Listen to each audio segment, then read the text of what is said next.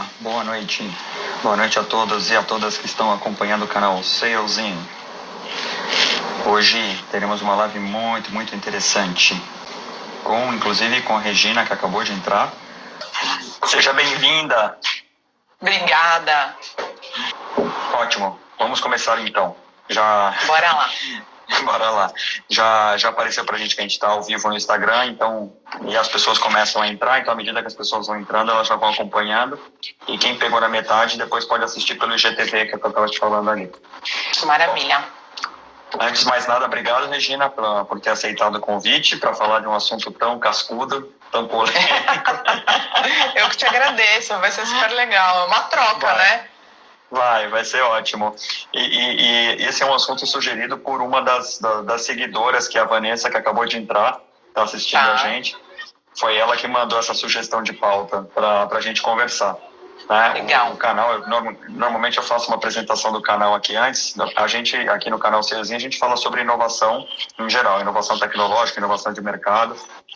E esse tema, apesar dele não estar diretamente relacionado com a inovação, ele está relacionado com um novo mundo, né? Quer dizer, esse novo mundo que a gente está vivendo, que ele está diretamente relacionado à tecnologia. Quer dizer, a nossa disponibilidade 24/7 através de sistemas eletrônicos em geral, celular, tablet, computador, vídeos, conferências, reuniões virtuais, elas não terminam nunca, né?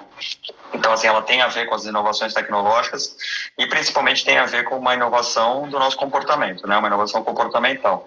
Então, é super importante a gente falar sobre esse assunto. Tá legal? Maravilha.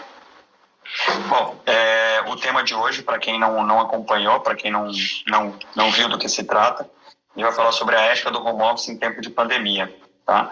E aí, antes de começar, eu queria apresentar a Regina, até para as pessoas que não conhecem a Regina, saberem que o calibre dela, né, o know-how que ela tem e que ela pode falar com propriedade sobre isso. A Regina, entre tantas outras coisas, ela tem um grupo de WhatsApp que é só de consultores de RH e frequentemente a Regina está falando e está esclarecendo dúvidas sobre esse tema de pandemia para todo mundo ali, né? Então, por isso que eu acho que vai ser uma conversa bem esclarecedora, porque as pessoas realmente têm muitas dúvidas em relação a isso.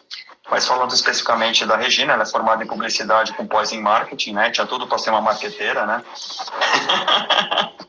Fugi. Mas acabou se apaixonando por gente, né? E aí acabou fazendo uma série de especializações, né? Então, tem especialização em gestão de projetos, é uma comunicóloga, né? Como você mesmo disse. Tem várias certificações, principalmente em assessment, em projetos pelo PMI. Você estudou Green Belt também, né? Pelo que eu vi lá no LinkedIn. Eu também fiz Green Belt e Black Belt. Tem certificação Executive Life Coaching pela ICI. Uma coisa super legal que eu tinha até esquecido do seu currículo, que você depois me falou, que você é facilitadora do Lego Serious Play.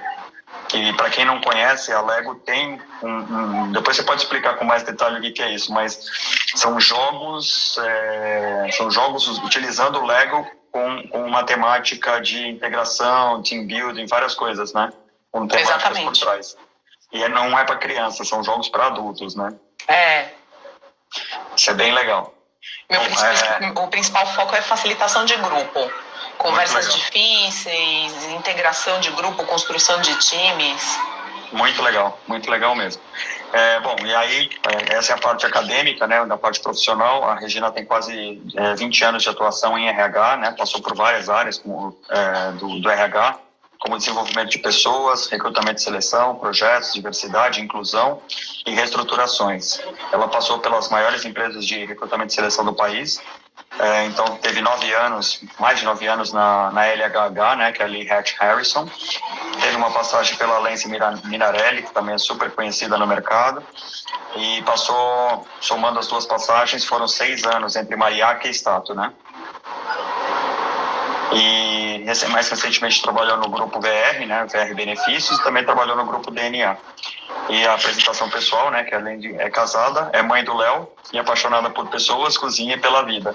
Né? E eu sou o pai do Léo, apaixonado por pessoas, cozinha e pela vida. Então a gente bateu nessas duas. Muito bom. Legal, faltou alguma coisa aqui da sua descrição? Não, senão vão achar que eu sou muito velha. Melhor parar. Legal. Bom, a dinâmica aqui, a gente vai bater um papo, mas todo mundo que tiver dúvidas pode colocar as dúvidas aqui no chat, que eu vou ler nas perguntas, tá? Se a pergunta não for lida na hora, porque de repente está fora do contexto, mas eu vou ler posteriormente. Então fique à vontade para colaborar, porque esse aqui é um papo bem descontraído e bem divertido. A gente tem aí 1 hora para bater papo aqui, tá bom? Combinado. Então vamos lá. Bom, o tema, como a gente já falou, é a ética no home office em tempos de pandemia, né? Eu pelo menos tenho uma experiência de home office de muitos e muitos anos, já mais de 20 anos que eu trabalho em casa. Então quando veio a pandemia, né, de falar, agora você vai trabalhar em casa, para mim foi, eu vou dizer que foi tranquilo, porque você passa a ter também o homeschooling junto, né? Você começa a ter filho junto, estudando e tal.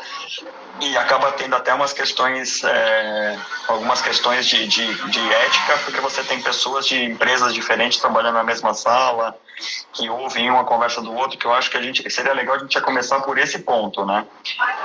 Na visão do RH, como é que o RH percebeu essa mudança, né? As pessoas indo para casa, e agora? Como é que funciona isso? Eu acho que teve uma... Bom, primeiro eu quero dar boa noite para todo mundo, te agradecer, Luiz, pelo convite, por estar junto com você aqui. Eu fui vendo aqui as pessoas que entraram e tem um monte de gente querida. Quero agradecer a todo mundo pelo prestígio, por estar dividindo essa horinha aí com a gente. Eu acho que tem uma coisa que é importante a gente pensar, que assim, sempre foi, né, ao longo do tempo, sempre foi muito comum o trabalho entrar dentro da casa das pessoas, né? Uhum. Então, o excesso de trabalho sempre foi visto como uma conexão com pessoas bem-sucedidas. Então, gente que é importante, bem-sucedida, trabalha muito. O celular toca no meio da festa de família, ele precisa sair no dia do aniversário do filho para ir resolver problema no trabalho. Então, sempre foi muito comum. Só que, de repente, a gente se viu num cenário em que a casa das pessoas precisou entrar no trabalho, né? Uhum. E como que a gente se adapta tão rápido a isso? Como é que a gente se adapta a ter que lidar, enquanto RH, enquanto cuidadores de pessoas, a gente estava acostumado a lidar com o funcionário. Agora a gente tem que entender que o funcionário está dentro de um contexto que ele nunca esteve antes, pelo menos em 90% das empresas, né? Vamos colocar um número perto do realista, porque eu diria que é até mais do que 90% das empresas, o home office não era uma realidade, né? Uhum. Ele podia ser um anseio, podia ser um desejo, um planejamento de futuro, mas ainda não era uma realidade. Sim, se fosse uma realidade... Desculpa até te interromper, mas existiam algumas empresas que já faziam, por exemplo, a sexta-feira free. Quer dizer, a pessoa trabalhava home office para poder deixar aquele dia reservado para fazer as reuniões remotas e tal. Já existia um movimento de adaptação, mas nunca forçado, né? Exatamente. Eu acho que a grande questão é que a gente precisou virar essa chave muito rápido e sem entender muito bem como é que isso aconteceria, né? Uhum. A parte boa é que precisou virar muito rápido e a parte ruim é exatamente igual, precisou ser muito rápido, né? Uhum. Então não deu tempo de construir política, não deu tempo de ouvir se as pessoas estavam preparadas ou não. Eu, enquanto RH, preciso entender que talvez um diretor ele tenha um nível de necessidade de preparo do ambiente residencial dele muito diferente de um profissional de base, de um analista, de um assistente. E como é que eu atendo todas essas pessoas? Como é que eu crio uma política? Porque vai precisar ser uma política segregada. Eu vou precisar ouvir essas pessoas. Então, eu acho que ainda um ano depois que tudo isso começou, né, que está fazendo um ano agora, a gente ainda tem eu acho que a gente ainda tem muita aresta para parar, a gente ainda tem muita dúvida, a gente ainda tem muito despreparo. Se você olhar 5 minutos no LinkedIn, você consegue olhar tanto casos de romantismo extremo, que eu acho muito perigosos, como casos de pessoas que estão torturadas física, mental, profissionalmente, porque não conseguiram se adaptar até agora com isso, né? Sim. Então, eu acho que tem questões muito delicadas que ainda precisam ser pensadas. Tudo gira em torno da construção de políticas. O RH precisa debruçar em cima de política. Passado um ano, entender como é que está a realidade e descer nível por nível, né? A gente também vê gente gerente de RH que está extremamente desgastada, viu? Imagina, o RH tem imagina. sido muito requisitado. Desde Imagina. como é que eu compro brinde para fazer a festa de final de ano e mando na casa de todo mundo no Brasil inteiro, até pessoas que falaram, eu não posso ficar em casa porque eu tenho um cônjuge, uma relação conjugal que é muito difícil e eu sofro violência dentro da minha casa, então eu quero voltar para o escritório. E aí? Né? Nossa, terrível isso, terrível. E uma coisa que você estava falando, dos termos que você mencionou me chamou bastante atenção, que é a questão de segregar, né? Quer dizer, as políticas do RH, ela precisa segregar porque você não pode fazer uma política que sirva para todo mundo, né?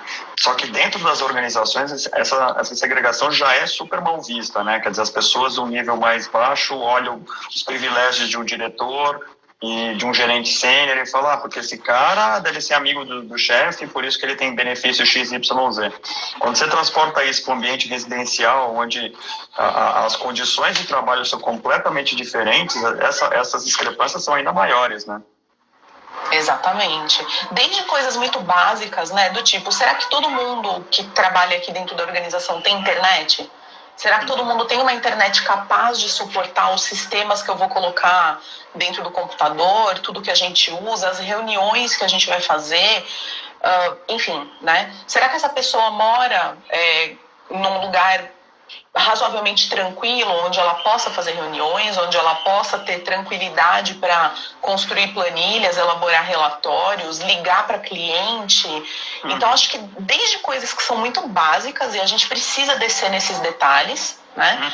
Até coisas desse tipo. Tem muita gente, quem trabalha em consultoria acostuma a ouvir, né? Se acostuma a ouvir muitas histórias. A base de tudo é você ter uma escutativa e acolhedora, porque você está escutando pessoas que foram impactadas, via de regra, por perda de emprego, né? Sim. Movimentos de fusão, aquisição, interrupção de operação.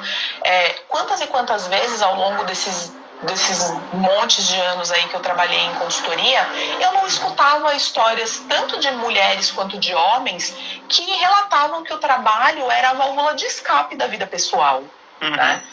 Então, se eu uso o trabalho, se eu construo a minha vida de modo a entender que o meu trabalho, o meu escritório, a ida para o trabalho é a válvula de escape, ou porque eu tenho problemas e questões importantes com filho, com cônjuge, com mãe, com pai, às vezes a relação é conflituosa, às vezes porque é uma casa que mora muita gente, então eu não tenho paz lá dentro, eu não consigo estudar, eu não consigo conversar, essa válvula de escape acabou.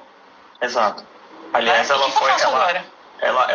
virou do avesso, né? Porque agora Exatamente. o cara, ele tem todo o estresse que ele tinha na casa dele, potencializando todo o estresse que ele tinha no ambiente de trabalho, tudo junto numa bomba, né?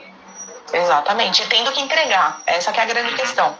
Sim. Né? Sim. Porque é muito bonito quando eu falo, a partir de agora eu preciso medir as pessoas pelas entregas, né? Sim. Mas se eu sou uma pessoa, eu acho que a gente fala e a gente gira em torno de um tema muito importante que é liderança, né? Além do RH, a gente tem os líderes que estão na ponta lidando no dia a dia com essas pessoas que estão em casa e que precisam produzir, precisam trabalhar e também precisam ser ouvidas e entendidas. E também precisam ter políticas para se basear, tanto o líder quanto o liderado. Se eu tenho um líder que é mais liberal, é mais de falar, olha, não tem problema horário, vamos trabalhar de um jeito leve, mas eu preciso da entrega. O quanto ele está perto dessa pessoa para entender quanto está custando psicologicamente essa entrega, né? Exato. Ou se essa entrega não está vindo, será que ele chega lá na ponta para entender quais são os motivos dessa entrega não chegar? Sim. Será que é porque a pessoa não se adaptou? Será que é porque ela tem uma realidade dentro de casa que é muito difícil? Será que é porque ela não está conseguindo se organizar em termos de tempo e afazeres da casa, né? Que é muito comum, né? Tem muita gente que não tem a cultura de se organizar sozinho, né? De acordar num horário fixo, de tomar seu café, ligar o computador, produzir sem ninguém mandar, né? Quer dizer, o cara tá na casa dele, ele acha que ele pode fazer o horário que ele quer, né? Exatamente. Eu acho que a gente tem um rol de coisas aí para pensar, né? Desde de uma pessoa que de fato entende que o home office é uma vida livre e ela não vai fazer por questões pessoais mesmo, por questões de comportamento, e aí são casos sérios, né? A gente tem casos de pessoas que estão adoecendo psicologicamente. Então você tem N estudos aí, se você dá um Google muito rápido, a gente vê estudos de aumentos muito volumosos de doenças psicológicas e psiquiátricas. Então a gente tem essa porcentagem das pessoas. Uma pessoa com depressão, às vezes ela não tem força para levantar da cama e ela precisa ser respeitada. A depressão é uma doença, ponto, né? Sim. E nesse caso, só para entrar um pouco nesse assunto, quer dizer, e o que acontece com um funcionário que entra em depressão em detrimento por conta do home office? Quer dizer, isso não é uma doença laboral, supostamente. Mas esse funcionário ele vai ser afastado. Na perspectiva de RH, na perspectiva de uma empresa, como é que se lida com uma situação dessa? Você tem empresas e empresas, casos e casos, né? Então a gente está falando inclusive das questões legais de qual é o tipo de vínculo que esse profissional tem com a empresa. Principalmente agora na pandemia, se intensificaram muito as diferenças de vínculos trabalhistas. Então aumentou muito a quantidade de profissionais que trabalham numa relação PJ, de profissionais que trabalham por job, de profissionais que trabalham, enfim, né? Como representantes de determinadas empresas. Então a gente intensificou essa questão também. As empresas secaram a verba delas e viram um meio de conseguir economizar e de conseguir acomodar a necessidade de pessoal, diversificando esses vínculos de trabalho. Se a gente falar num vínculo padrão, né, então é uma empresa média, grande, tem um profissional CLT, ele tem o benefício da assistência médica, ele precisa passar por uma avaliação. Ele precisa ir a um médico, ele precisa ser encaminhado para um psiquiatra, esse psiquiatra precisa encaminhá-lo para um terapeuta ou eventualmente precisa afastá-lo e entrar com alguma intervenção medicamentosa.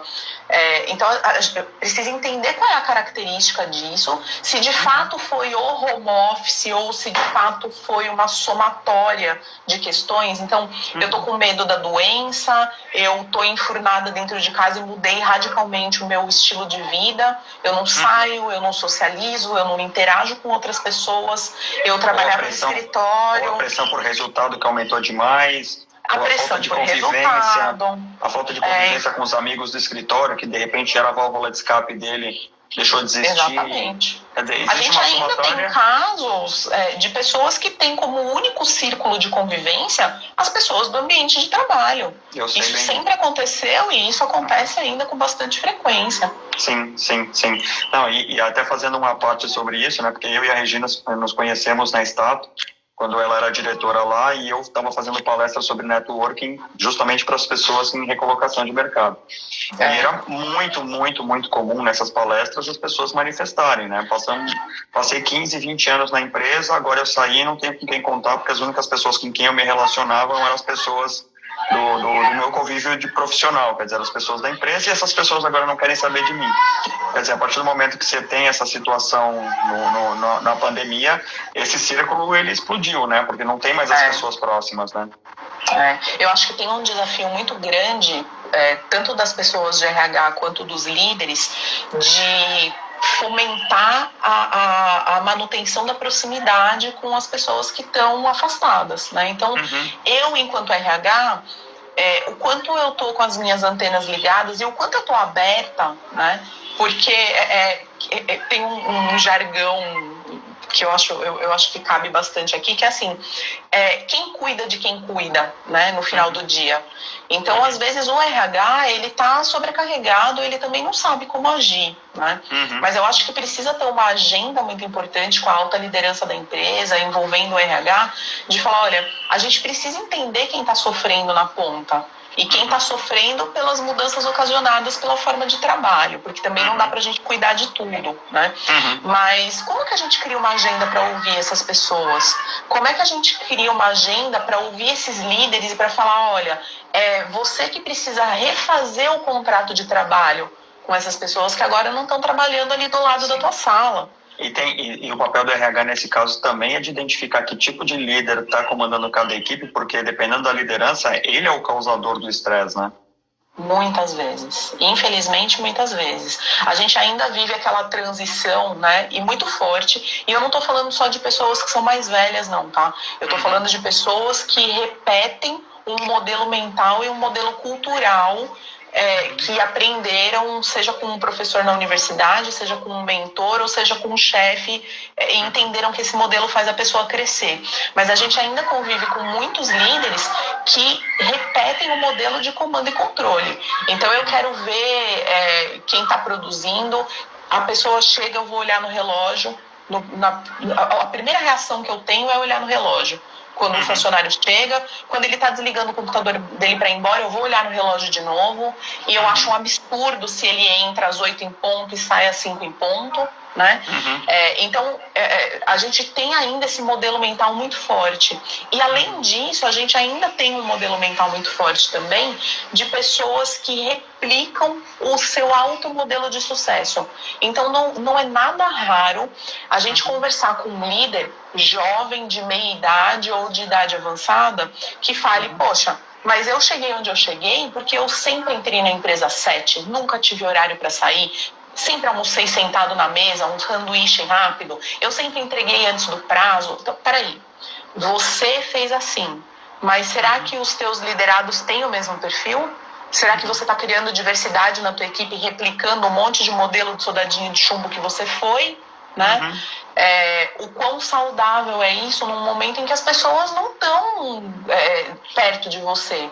Sim. Então você precisa ser muito mais empático, direcionador, líder de fato, do que esse cara que vai ficar cobrando, pedindo para o RH para colocar sistema no computador dos teus funcionários, para ver que horas ele ligou o computador, que horas está ligado, mandar o WhatsApp o dia inteiro, fazer ligação para ver se a pessoa atende o telefone rápido ou não, sabe? Então, eu acho que tem uma questão de maturidade. E agora é uma oportunidade muito grande da gente desenvolver esse lado pessoas, né? Que talvez a gente nunca teve anteriormente, porque estava todo mundo ali muito próximo e os resultados justificavam, né? Os fins justificavam os meios. Sim, mas aí que tá, esses tipos de líderes que conseguiam entregar resultados no passado através dessa pressão, né, de comando e controle, agora eles não conseguem mais porque eles perderam esse laço físico que eles tinham com os funcionários, né? E aí esse gestor começa a ser mal visto pela liderança porque os resultados que ele entregava antes ele não consegue mais entregar agora. Como é que esse cara consegue se adaptar? Porque não é fácil, né? O cara que sempre trabalhou naquela maneira caxias de controle rígido de horário, de participação, de entrega, isso tudo deixou de existir. Quer dizer, ou você confia que seu funcionário está trabalhando, ele vai te entregar, ou você vai ficar louco e vai deixar ele louco também, né?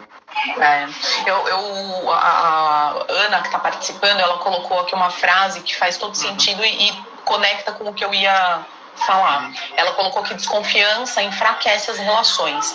Exato. Antes, a gente tinha relações baseadas no físico, né? Então, a presença física era importante, eu me roía de medo de falar que eu precisava sair mais cedo. Se a escola do meu filho ligasse, eu tremia na base, porque eu falava, meu Deus, como é que eu chego no meu chefe e falo que eu vou precisar ir embora porque o meu filho caiu do trepa-trepa e eu preciso levar ele no médico para ver se aconteceu alguma coisa na cabeça do moleque, né? E isso sempre aconteceu. Eu dou exemplos femininos porque sempre foram muito mais fortes no mundo organizacional, tá?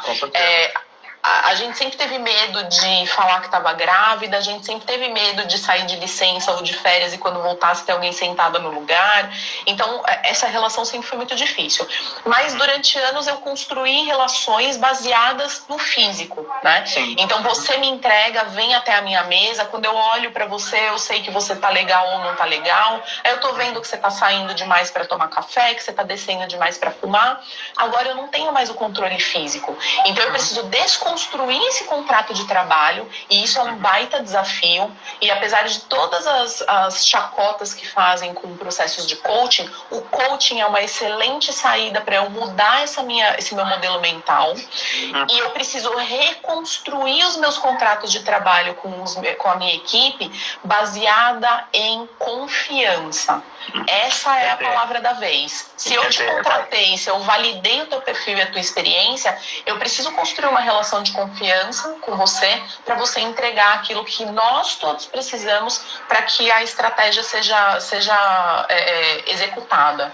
Quer dizer, quando você fala contrato, não é um contrato formal entre partes, é um pacto, né? Quer dizer, é o que as pessoas realmente vão ter que entregar nessa nova realidade, e todo mundo tem que estar super alinhado com isso, né? É o que deveria acontecer sempre, né, Luiz? Quando eu tô falando de qualquer tipo de relação, quando eu tô falando de uma paquera, quando eu tô falando de um namoro, quando eu tô falando de um noivado, de um casamento, a gente não sempre envolve contratos nessas relações? Sim. Olha, eu quero ter uma relação com você que seja aberta, eu não gosto de ciúme, eu vou na casa dos meus pais, eu exijo que você respeite os meus irmãos. A gente sempre coloca as nossas condições. Exatamente. Eu não vou te dar motivo para desconfiar, você também não vai me dar motivo para desconfiar. A gente vai casar, a gente vai morar no meio do caminho do meu pai e da minha mãe. Eu não quero ter filho, você quer ter filho. Enfim, né? A gente vai ter cachorro, são acordos. Gente, no mundo do trabalho, se a gente faz acordos no mundo pessoal, como é que a gente não faz no mundo do trabalho? Como é que eu contrato uma pessoa, e isso acontece muito mais do que a gente imagina, e bota essa pessoa sentada para trabalhar sem ela entender qual é a parte dela no resultado da empresa, sem ela entender como é que a minha empresa gera dinheiro. Quantos e quantos funcionários você não pergunta e ele não tem a mínima ideia do que acontece na empresa? Exato, né? Então, a partir do momento que eu engajo essa pessoa, que eu mostro para ela qual é o lugar dela na fila do pão, né? Qual é a parte dela, qual é a importância da existência da área que a gente trabalha, qual é a importância daquilo que ela vai entregar, independente de onde ela esteja. Eu tô falando desde da pessoa que cuida da limpeza da minha empresa, porque é extremamente importante, até o corpo diretivo. Todo mundo tem o seu papel e precisa entender qual é o seu papel. Exato, né? exato. Se eu estabeleço esse contrato de confiança, a gente faz o negócio fluir. Exato. E aí, pegando um gancho pelo uma coisa que você falou super importante, né, que as mulheres principalmente tinham uma dificuldade muito grande quando trabalhavam no físico, até para poder se justificar, meu filho caiu do trepa-trepa, eu preciso me ausentar. Nesse momento que as mulheres passaram a vir para dentro de casa, elas têm que gerenciar mais um conflito, que é o marido, é o filho que vê a mãe em casa e acha que ela está disponível, né? Vai lá fazer o almoço, vai lavar o prato, vai...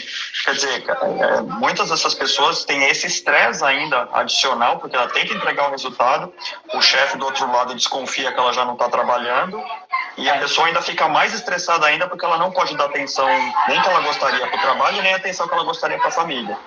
Exatamente. Eu acho que tem uma pressão psicológica muito grande, né?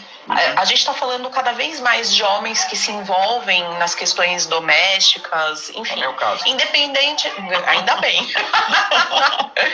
Eu acho que independente do caso da gente estar falando de casais heteroafetivos, de casais homoafetivos, não importa, né?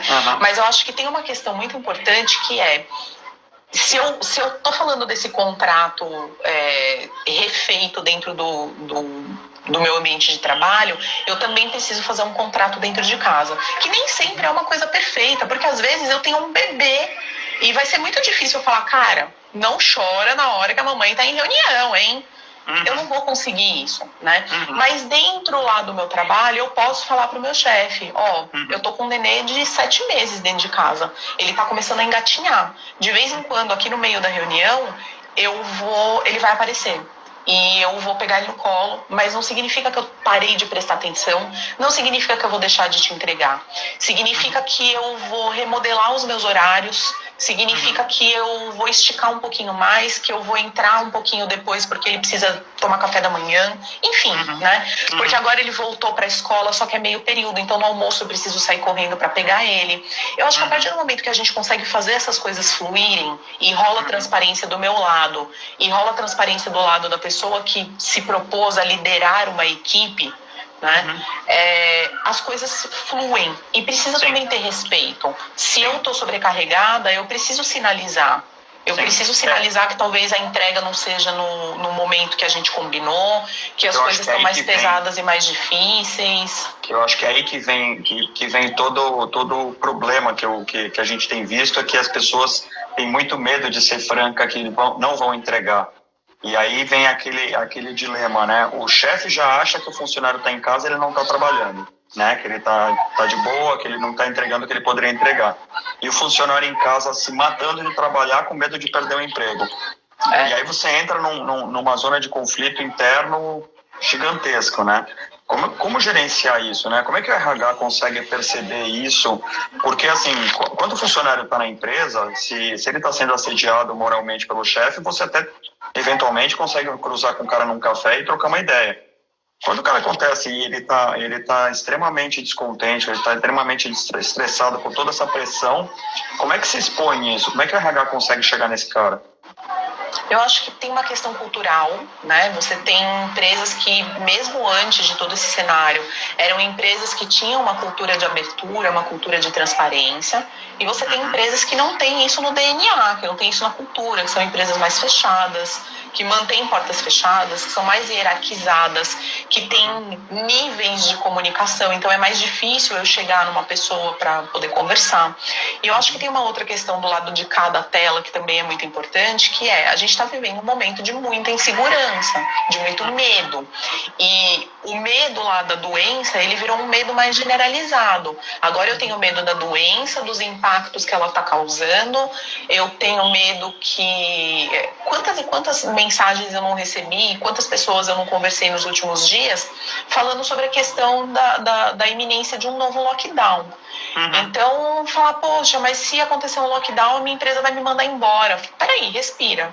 Qual é a relação de uma coisa com a outra? A empresa está indo mal, o lockdown impacta o negócio no que exatamente, né? Impacta a sua atividade exatamente no que? Por que o anúncio de um lockdown vai impactar imediatamente em desligamentos? Então, eu acho que tem essa questão do medo todo, né? Porque provavelmente o líder, o dono da empresa deve ter já botado medo em todo mundo. Se acontecer de novo, eu mando todo mundo embora. Que acontece porque isso, não tem uma comunicação, porque, para você ter uma ideia, há mais ou menos... Acho que há mais ou menos uns 3 meses, eu fiz algumas conversas com uma pessoa de uma agência de publicidade, né? E essa pessoa estava vivendo um momento de pânico tremendo. Eu aconselhei, inclusive, que essa pessoa fosse buscar o apoio de um psicólogo.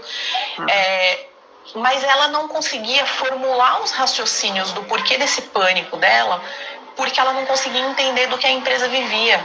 Ela não conseguia entender qual era a máquina geradora de lucro da empresa.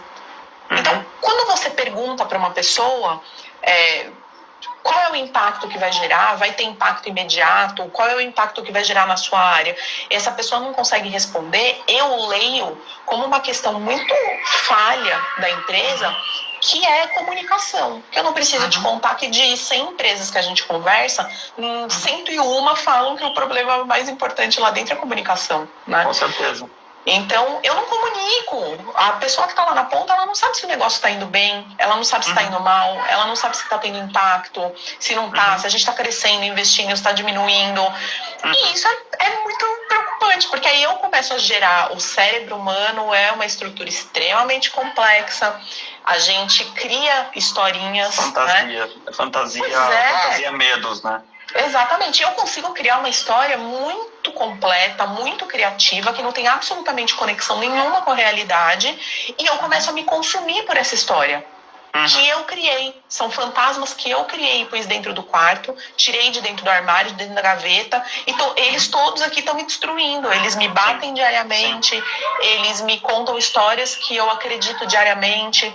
Tudo isso por falta de clareza, por falta de comunicação, e porque eu não vejo abertura para conversar com alguém e entender a real situação. Eu só estou vibrando nesse medo, né? E aí trazendo a realidade das fake news, né? Quer dizer, quando a gente trabalha em multinacional, tem o rádio peão. Quer dizer, você fica sabendo um monte de coisa que a empresa vai fazer, né? Por causa não do que seja peão. Bom, né? Não que seja bom, né? Mas o rádio peão sempre te conta. Vou mandar 2.000 embora.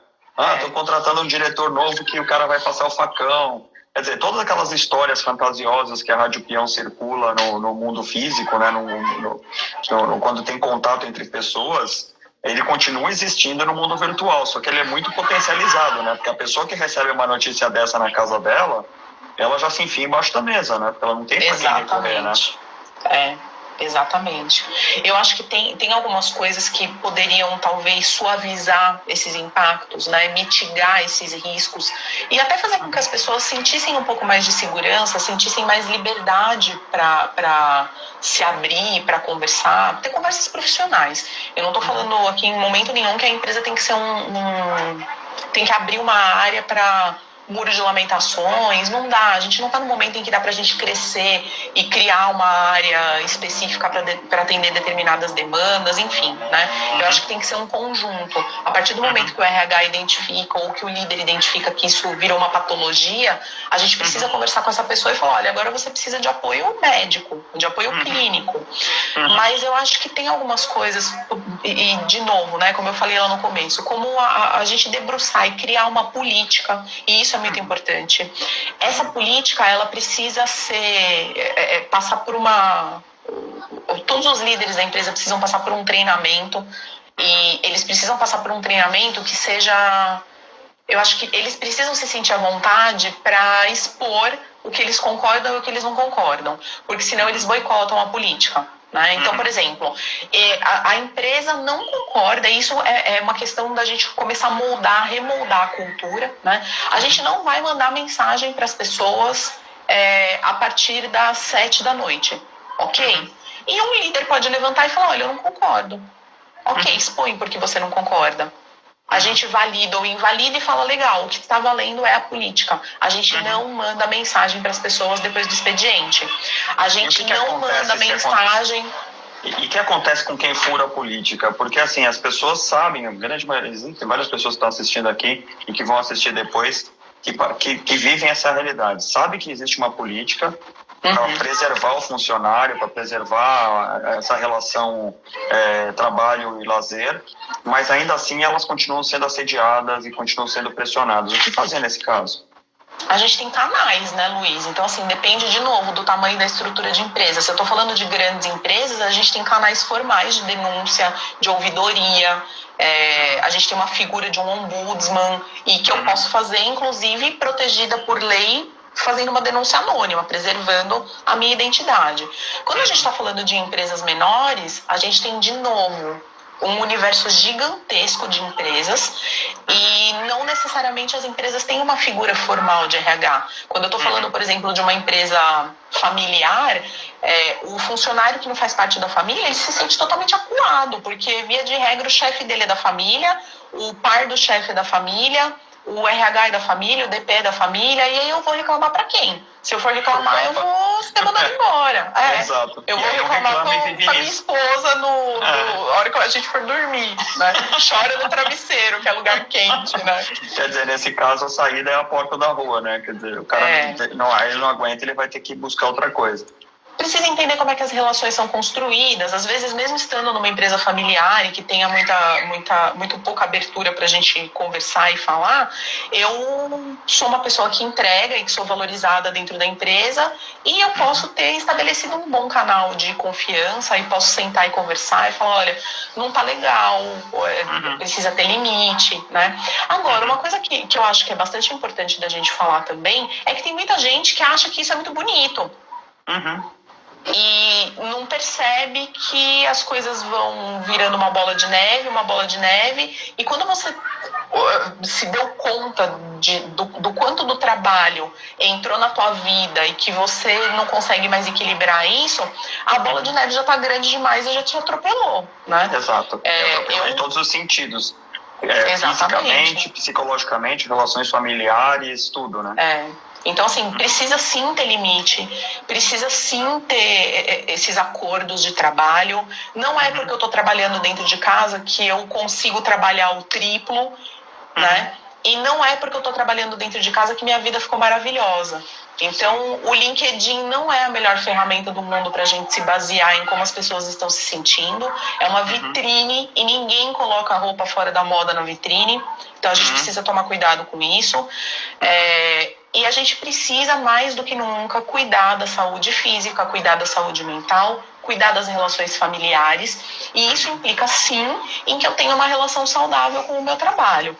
Se a gente deixar essa bola de neve crescer e achar que é bonito eu me oferecer para fazer todos os plantões de final de semana, eu fazer uma reunião às 8 da noite, hora que eu saio de dentro do quarto ou do lugar, do ambiente em que eu transformei em meu escritório, o meu filho já está dormindo, a minha família já jantou, alguma coisa está fora de contexto, né? E não pode ser assim.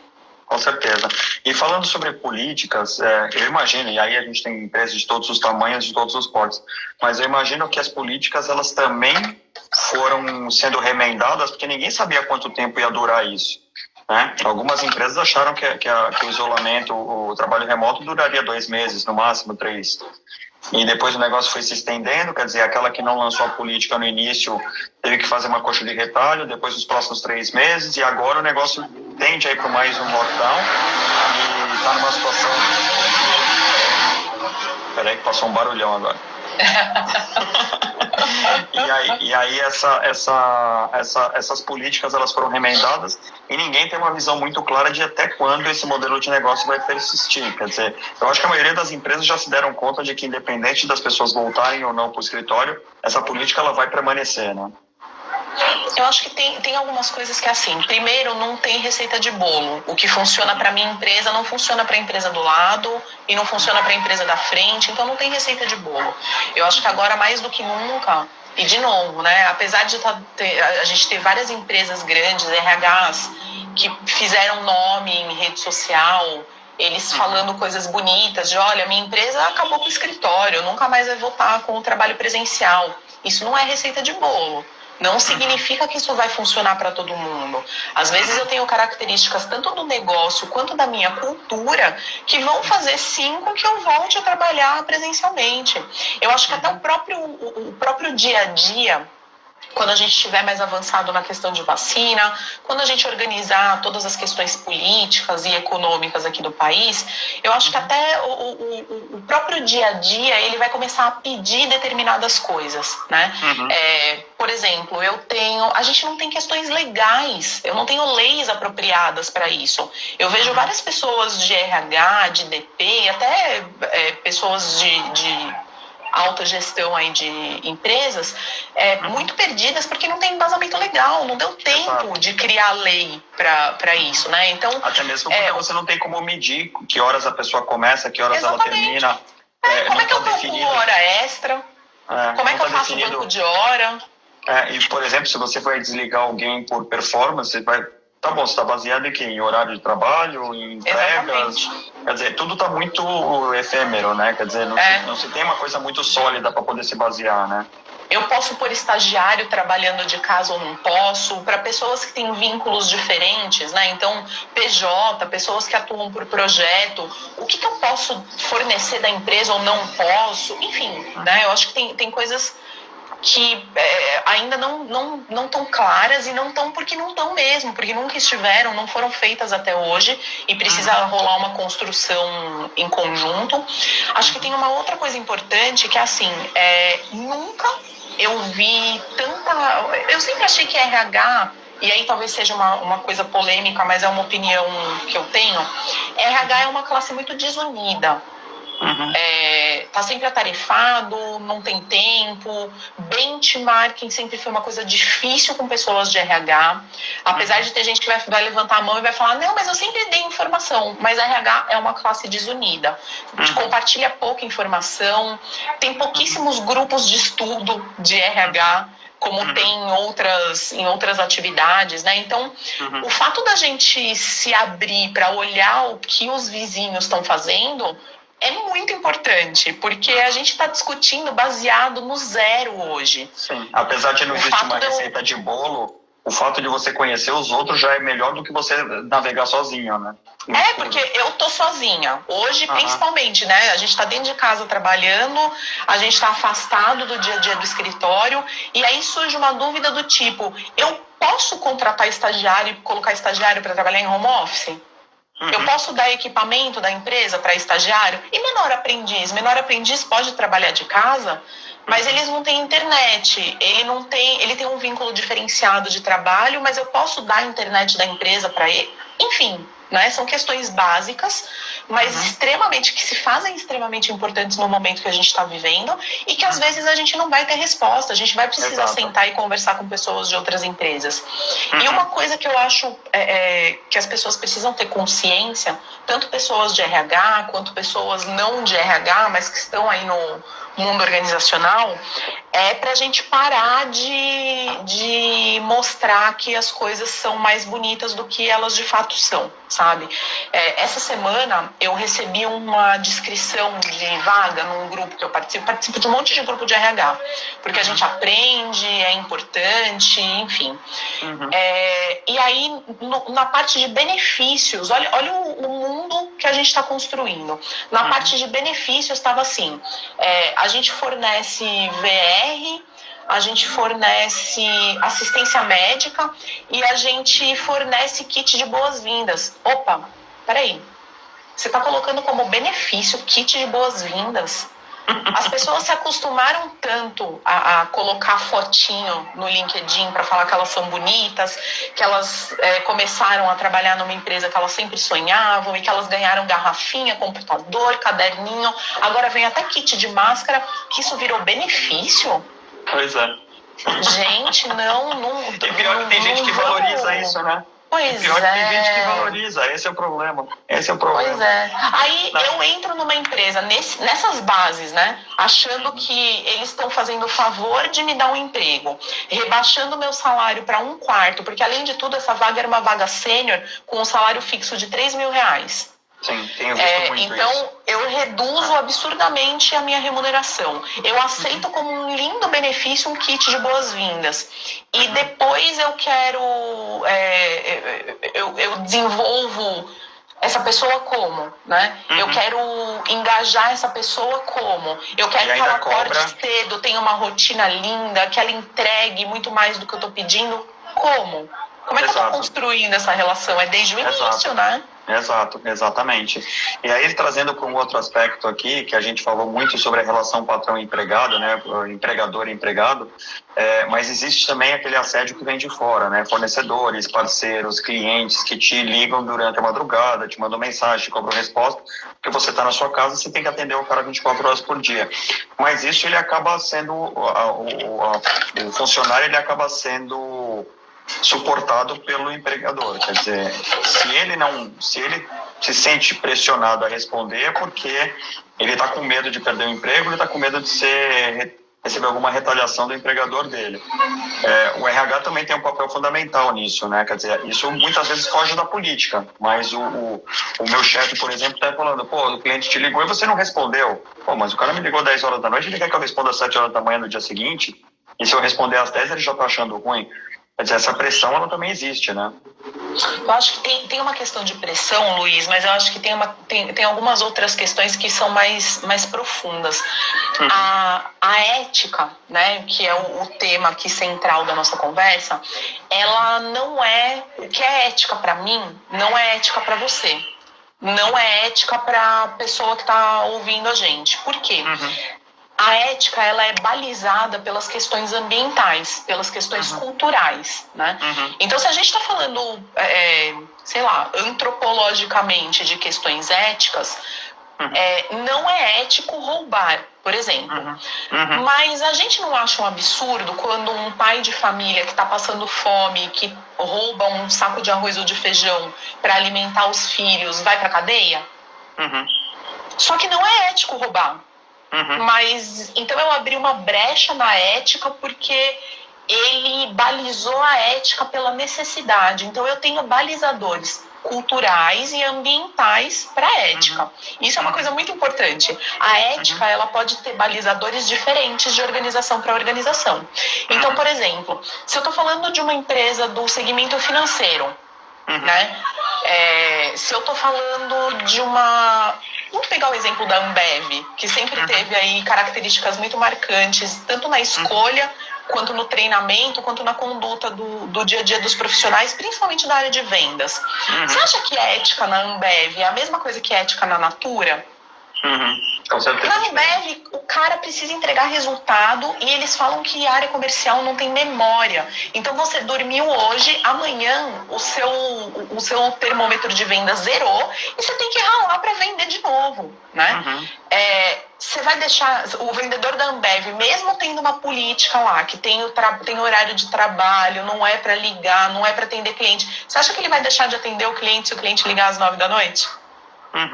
E ele não está infringindo a ética, porque a ética ela tem balizadores diferentes dentro da Ambev, né? Sim. Então, eu acho que precisa ter uma leitura do ambiente, sendo pessoa de RH, sendo um profissional de qualquer outra área. A gente precisa ter essa leitura do ambiente para entender, inclusive, quais são os balizadores éticos dessa empresa que eu estou trabalhando. Sim. E para ver se eu me encaixo nisso, porque podem ser não escolhas. Eles podem conflitar violentamente com os meus valores. Com certeza, com certeza. Né? Com certeza. E um outro tema também envolvendo essa questão de pandemia, essa transição home office, essa ética no ambiente de trabalho, tem a questão das empresas que estão pressionando para que os funcionários voltem, porque elas acham que o home office não vai funcionar de jeito nenhum no modelo de negócio que ele administra, né? Ele quer ter controle físico, ele quer ter contato pessoal, ele quer ver o cara batendo ponto, ele quer ver quantas vezes o cara foi no banheiro, quantas vezes desceu para fumar, quantas vezes o cafezinho tomou. Ele sente a necessidade de trazer esse funcionário. Só que as questões que a gente está vendo aí de lockdown, do risco que esses funcionários estão expostos, impede que isso aconteça. Como é que funciona isso na visão da RH? Qual que é o papel da RH nisso? De novo, é uma faca de dois gumes, né? Primeiro, judiação do pessoal de RH, porque fica entre cuidado com o profissional, que muitas vezes está de fato mesmo com medo, mora com pessoas de grupo de risco e se sente extremamente inseguro, precisa pegar transporte público, mais de um transporte público, a gente sabe que está cheio, enfim, né? Então, ele entende, se empatiza com esse cenário, mas ele também entende quais são essas necessidades da empresa, as prioridades, enfim. E às vezes até de fato vai fazer diferença as pessoas estarem lá presencialmente. Isso já pode ter sido inclusive comprovado. Fala, olha, a gente tem algumas métricas aqui, alguns KPIs que comprovam que as pessoas fora do escritório rendem muito menos. A gente derrubou determinadas entregas, enfim, a gente pode ter números que comprovem isso. A grande questão é, primeiro, eu preciso, enquanto RH, se eu me proponho a cuidar de pessoas, eu preciso estar envolvida dentro do dia a dia da empresa, preciso ser envolvida nesse tipo de decisão. A empresa criou um ambiente onde as pessoas se sintam seguras, eu proporciono segurança sanitária para essas pessoas, né? Uma outra questão é a questão do transporte. Essa, para mim, é uma condição sine qua non. Se eu tenho como trazer esse profissional, se eu tenho, inclusive, fôlego financeiro, né? Para trazer esse profissional e devolver ele para casa dele em segurança, ok. Porque ele pode não se contaminar dentro da empresa, mas ele pode se contaminar no trajeto. E olha, de novo, a gente falando aqui de questões legais. Se um profissional é contaminado e ele encasqueta que ele foi contaminado dentro da empresa, será que ele pode entrar com um processo? Será que isso pode contar como doença de trabalho? Enfim. Essa discussão já teve no nosso grupo lá, né? Então, no pois nosso grupo, o pessoal falou, quer dizer, o cara pode alegar que foi uma doença ocupacional se ele se contamina dentro da empresa. Olha é difícil comprovar que seja na empresa, mas no transporte também é considerado trajeto de trabalho, dependendo da legislação, ela pode ser considerada empresa, né? Exatamente, eu acho que tem questões aí que são muito importantes, que a gente não tem lei, porque o RH, principalmente a parte do departamento pessoal, ele é mais exato porque ele se baseia bastante em lei. Então eu vou lá na lei trabalhista e é muito fácil de eu tomar decisões, porque eu falo, poxa, isso daqui se enquadra num artigo tal, isso daqui não está enquadrado na lei, isso daqui ok, está enquadrado na lei, a gente age dessa forma ou daquela. Para essa situação que a gente está vivendo, não tem lei. A gente não teve tempo ainda de criar política, de criar procedimento, de entender o que é conformidade, o que é não conformidade, de entender o que é lei. Então, eu acho que prevalece o bom senso. E o bom senso precisa ser dos dois lados, né? Porque a gente tende a achar sempre que o empregador é o lado forte e o empregado é o lado fraco. Mas a gente não precisa se comportar como o lado fraco. A gente pode se comportar como um contribuinte, enfim, né, como um parceiro. Então, eu entendendo essa relação, eu como colaborador, se eu não tiver nenhum problema e se eu tiver um meio de locomoção próprio e puder ir presencialmente, ok, né? Os líderes têm um papel importante de entender como é que está a equipe e eles têm um termômetro tecnicamente mais próximo, teriam que ter, né, de falar, olha, dentro da minha equipe eu consigo trazer de volta 70%, 30% não vai dar. Enfim, mais do que nunca a gente precisa trabalhar conjuntamente, né? Comentário da Priscila aqui, excelentes, eu estou comentando já o dela porque a gente está chegando nos nossos minutos finais, tá? Excelentes dicas e a visão do RH. Para quem gerencia uma empresa ou uma equipe, essa troca é valiosa. Saber ouvir as dores e direcionar caso a caso é um desafio constante. A pandemia nos impôs mudanças. Muitas. E cada vez mais, né? Não parou. Exatamente. Assim, a questão, a gente obviamente não vai falar sobre leis aqui, porque apesar do RH ter que conhecer muito das leis, né? Você não é advogado, depois é capaz ainda do advogado que está assistindo a gente falar que você está errado. Então, não abordando... Pode falar, longe de mim querer ser dona da verdade. Tô fora. Mas não querendo abordar a questão trabalhista, né, os direitos trabalhistas, mas assim, desde que começou essa pandemia, né, que começou essa questão de home office, muita gente veio falar comigo porque sabe que eu trabalho com home office há uns 20 anos. E quanto à minha experiência, porque quando eu fui para home office, eu trabalhava na Motorola, uma multinacional, com uma visão de trabalho remoto gigantesco. E na época que eles fizeram a política home office, eles deram absolutamente tudo, né? Deram as mesas do escritório, a cadeira, apoio de pé, até picotadora de papel eles deram para poder preservar a confidencialidade dos documentos que trafegavam na minha casa. Então, assim, obviamente, isso é um ponto fora da curva. As empresas não estão dispostas a investir isso tudo, né? Então, hoje você vê, e eu tenho casos ali de amigos que estão trabalhando com o laptop no colo, sentado em cadeira de praia, com apoio na mesinha de cabeceira.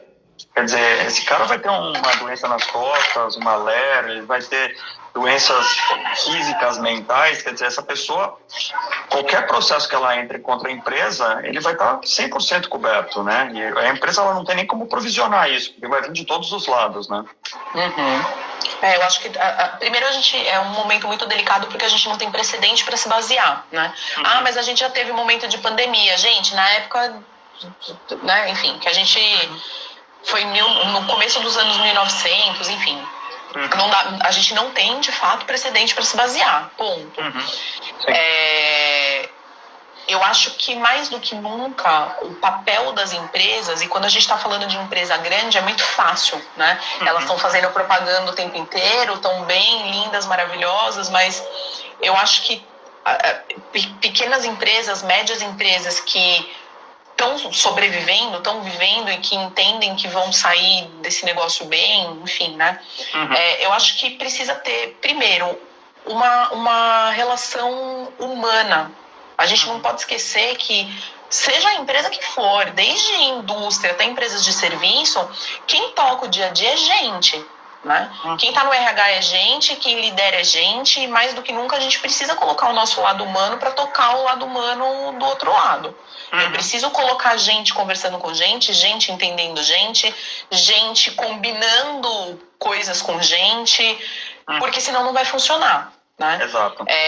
E a gente precisa entender, por mais que seja o mínimo, olha, a gente não tem grana para fazer o tal do kit ergonomia para mandar para casa das pessoas. Mas será que a gente consegue negociar com as pessoas que a gente vai suspender o VR por um tempo ou diminuir o VR por um tempo porque elas estão em casa, e aí com esse dinheiro a gente gera uma grana para comprar uma mesa decente, uma cadeira decente para todo mundo? Eu não sei. Dificilmente o funcionário vai aceitar isso, né? Então, né? Dificilmente. Mas é o que eu tô te falando. Você tem que me dar tudo e não pode me tirar nada. É o que a Adriana falou, deve existir um bom senso, né? A Adriana acabou de comentar, deve existir um bom senso entre as duas partes, mas é muito difícil ter esse bom senso, né? A gente precisa ter bom senso, a gente precisa ter abertura, a gente precisa parar com essa história de aqui isso nunca aconteceu, isso nunca funcionou, já tentei antes e não deu certo, e nem conversa com fulano porque eu sei que ele vai te dizer não, Se a gente está vivendo tanta coisa diferente, se o momento é tão diferente, se a gente não tem precedente, tá na hora da gente revisitar algumas coisas que talvez não deram certo no passado, enfim, né? Então, acho que precisa ter bom senso, precisa ter atitude, precisa ter iniciativa e precisa pensar em pessoas, porque senão a gente está criando um problema muito sério para um futuro não muito distante, que primeiro, a gente está afastando jovens do sonho de trabalhar dentro de empresas. Então, a gente vai ter uma escassez de mão de obra jovem enorme. Talvez os filhos que estejam vendo os pais trabalharem dentro de casa, cansados, estafados, emputecidos, esbravejando o tempo todo sem qualidade nenhuma de vida, eles vão repelir esse modelo de trabalho organizacional. Então, a gente está criando problemas muito sérios, né? Sim, e segundo, a gente está deixando todo mundo pinel. Como é que a gente vai construir o futuro da empresa com um monte de gente doente? Não. Exato. E aí as pessoas ficam ainda mais revoltadas porque esse cara que virou pinel, esse cara que bateu o pino vai ser mandado embora e vão colocar outro no lugar e as pessoas vão se sentir só como números. E aí isso aumenta ainda mais o estresse. Ela falou, bom, já que aquele cara foi tratado como número, eu também vou ser. Então eu tenho que ralar mais ainda para poder mostrar mais trabalho porque eu não quero perder meu emprego. E eu estou detonando o capital intelectual, eu estou detonando a questão cultural, eu estou detonando uma coisa que é super importante hoje em dia, que é a tal da marca empregadora, né? Então, acho que a gente tem que pensar em muito mais coisas do que a gente pensava antes, abrir muito mais a cabeça do que a gente estava acostumado, e conversar muito mais, sabe? Pessoas que hoje se dedicam a cuidar de pessoas que estão em áreas de RH dentro de empresa, elas precisam abrir muito mais a cabeça, elas precisam dividir muito mais, porque isso tem funcionado muito. Essa co-construção com pessoas da mesma área, de empresas diferentes, ela tem ajudado muito. Sim. E aí um último tema que eu queria trazer, até porque o nosso tempo já está esgotando aqui, é a questão do outro lado. Quer dizer, os funcionários, quando eles se sentem extremamente pressionados, eles veem que não tem um amparo. Não estou falando de grandes empresas que têm canais para o pessoal extravasar, canais abertos com ouvidoria, com ombudsman, com RH, mas tem muitas empresas que não oferecem isso e o funcionário mesmo se sente até acuado a usar esses canais. Eles começam a boicotar a empresa, né? Eles começam a boicotar de diversas maneiras, inclusive com vazamento de informações sigilosas, compartilhamento de informações sigilosas com o concorrente para ver se ele consegue achar um emprego no concorrente. Quer dizer, existem uma série de coisas acontecendo que aí foge da questão do RH, é a questão tecnológica. A gente já fez lives aqui no nosso canal falando sobre vídeo colaboração e fez sobre segurança da informação, que eu recomendo quem gosta desses assuntos que consulte ali o salezin.me. Tem várias lives falando sobre isso. E aí vem a questão desse boicote, quer dizer, como lidar com um funcionário que você já não confia mais? Olha, assim, como em qualquer relacionamento, eu acho que confiança é uma coisa que é construída. Quando ela tem uma boa construção é super legal, e quando ela acaba, dificilmente a relação se mantém. Né? E aí a gente tem várias formas de desvincular essa relação, desligando o funcionário, encerrando o contrato. Da parte da empresa, eu acho que tem uma questão muito importante da gente deixar muito claras, muito bem definidas quais são as opções de valores, quais são os limites éticos. Toda empresa deveria ter esse tipo de manual, né? E isso deveria estar impregnado na cultura. E do lado do funcionário, a gente também tem valores e eles não devem ser atropelados por aquilo que a gente está vivendo no dia a dia. Se uma pessoa viesse me falar, olha, eu tô pé da vida com a empresa e eu tô mesmo divulgando material, passando um monte de coisa para todo mundo, eu não tô nem mais aí com eles. Para mim isso se assemelha a uma traição, né? Eu falo, se você não está bem no ambiente, você tem duas alternativas. Tem fôlego financeiro? Pede demissão, puxa o carro, sai, né? E sem aquele modelo mental de eu não vou pedir demissão para não perder meus benefícios, pelo amor de Deus, né? Ainda tem muita gente segundo, tem. Tem. Segundo, se você não tem fôlego financeiro, continua fazendo aquilo que você se propôs a fazer para manter a tua integridade profissional, por mais que isso te custe por um determinado tempo um cansaço mental maior, enfim, né? E se lança no mercado, começa a procurar uma outra coisa. Porque você tem poder de escolha. Quando a gente está falando, por exemplo, de um processo seletivo, a gente está falando de duas partes que estão escolhendo. O entrevistador está me escolhendo, está me avaliando, e eu também estou avaliando a empresa e tenho a possibilidade de escolher trabalhar lá. Agora, infringir a ética nesse nível, e algumas vezes isso chega a ser criminoso, é uma questão muito delicada. Eu acho muito delicado. É criminoso porque, em geral, essas pessoas elas tendem a punir, elas estão tentando punir quem está punindo elas, né? Como se fosse uma vingança, né? A gente fez uma live algumas semanas atrás falando sobre o LGPD, né? E com a LGPD isso cria uma proporção ainda maior, quer dizer, você tem pessoas trabalhando em casa, lidando com informações sensíveis da empresa, com dados de cliente, informações que, se vazadas, podem causar um prejuízo muito grande para a empresa. E esse funcionário, se ele começa a ser pressionado demais pela chefia, não vê uma válvula de escape, aí entra novamente a questão de ética, né? O cara começa a espanar, né? Entra na loucura total. Mas de novo, acho que tem uma questão importante, Luiz, que vale a pena deixar aqui, que é a questão da comunicação. Muitas vezes eu dou na mão de um analista, por exemplo, na área de RH, eu dou na mão de um analista, de um assistente, a lista com todos os salários, todos os endereços dos meus funcionários, enfim, todas as informações sensíveis que eu tenho, e eu não falo para ele qual é a importância de tudo isso. Ele não tem nem ideia do que significa LGPD. Ele não tem ideia de quais são as punições que a empresa pode sofrer se esses dados vazarem, né? A gente está vivendo um momento agora em que tem uma centena de denúncias de vazamento das informações do INSS por causa de empréstimo consignado para aposentado. Quem é que está vazando isso? A pessoa que está vazando por dois motivos. Ou porque ela não tem ideia do que ela está passando, ou porque ela está levando alguma coisa em troca desse vazamento. Exato. Então, será que eu conto para o meu funcionário? Será que ele tem dimensão da importância daquilo que ele tem na mão e dos impactos que podem ser causados se essas informações vazarem? Vai ter que contar, porque o prejuízo é tão grande que, se ele não souber da importância que ele tem, né, dentro da organização, e que, como você falou, né, da importância que ele tem no impacto da geração de caixa, da geração de margem para a empresa, ele não vai conseguir se engajar com aquele propósito, né? Exatamente. Muito legal. Regina, queria te agradecer demais aí pela tua participação, por todo o seu conhecimento. Foi fantástico essa conversa. Obrigada, Luiz. Obrigada. Estou sempre disponível e à disposição. Também achei ótimo. Passou muito rápido. Esse é um sinal de que foi legal, né? Foi ótimo. E obrigada por todo mundo que estava com a gente, né? Isso, agradeço todo mundo que participou aqui. Regina, maravilha. Mais uma vez, obrigado. Agradeço a Vanessa. Eu que agradeço. A Vanessa, que bateu palminha aqui no final, foi ela que sugeriu o tema. Espero que ela tenha gostado bastante, que tenha esclarecido não só ela, como todo mundo que participou. Legal, obrigada, viu? Boa noite para todo mundo e até a próxima. Até, tchau, tchau.